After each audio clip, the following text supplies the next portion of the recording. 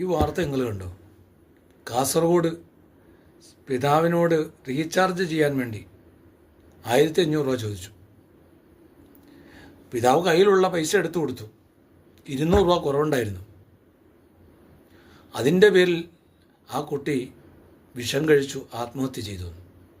വിശ്വസിക്കാൻ പറ്റുന്നില്ലല്ലേ? വളരെ വേദനയുള്ളൊരു വാർത്തയായിട്ടാണ് നമ്മളത് കേട്ടത്.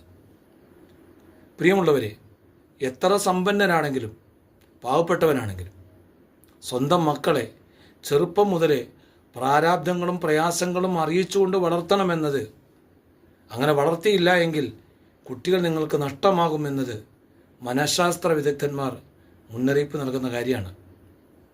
അല്ലേ? നിങ്ങൾ ആലോചിച്ച് നോക്ക്. എത്രയോ സമ്പന്നരായ ആളുകൾ അവരുടെ മക്കൾക്ക് എല്ലാം വാങ്ങിച്ചു കൊടുത്ത്, ചോദിക്കുന്ന സമയത്തെല്ലാം കൊടുത്ത്, മൊബൈലും വാഹനവും യഥേഷ്ടം പൈസയുമൊക്കെ കൊടുത്തു വിടുന്ന സമ്പന്നരായ ആളുകൾ. നിങ്ങളറിയണം, നിങ്ങൾ കൊടുത്തുവിടുന്ന, നിങ്ങളിൽ നിന്ന് കിട്ടിക്കൊണ്ടിരിക്കുന്ന ഈ ആനുകൂല്യങ്ങളിൽ ഏതെങ്കിലും ഒരു നിമിഷത്തിൽ അവർക്ക് ലഭിക്കാതെ വന്നാൽ അവർ തകർന്നു പോകും. ഇതേപോലെയുള്ള അവസ്ഥയിലേക്ക് അവരെത്തിപ്പെടും.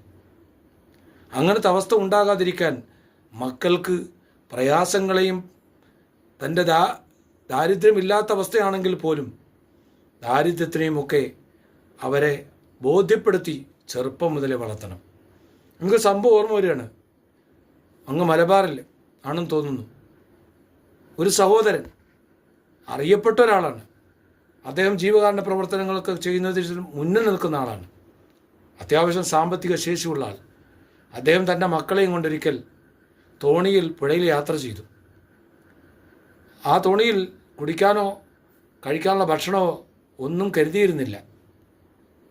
വൈകുന്നേരമാണ് സത്യത്തിൽ യാത്രയെല്ലാം കഴിഞ്ഞ് കരയിലെത്തുന്നത്. അപ്പോഴേക്കും കുട്ടികളെല്ലാം ദാഹിച്ചു വലന്ന് വിഷണ്ണരായിട്ടുണ്ട്.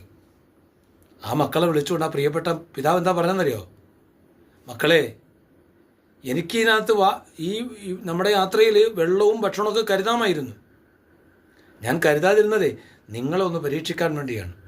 ലോകത്തൊരുപാട് കുഞ്ഞു മക്കൾ വിശന്നും ദാഹിച്ചും മരിച്ചു വീണുകൊണ്ടിരിക്കുകയാണ്.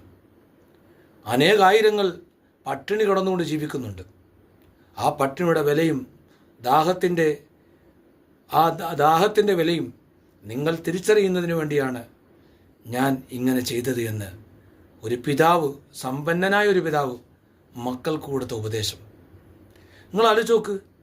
എത്രയോ സമ്പന്നരായ ആളുകൾ നമ്മുടെ നാട്ടിലുണ്ട്. ആ സമ്പന്നരായ ആളുകൾ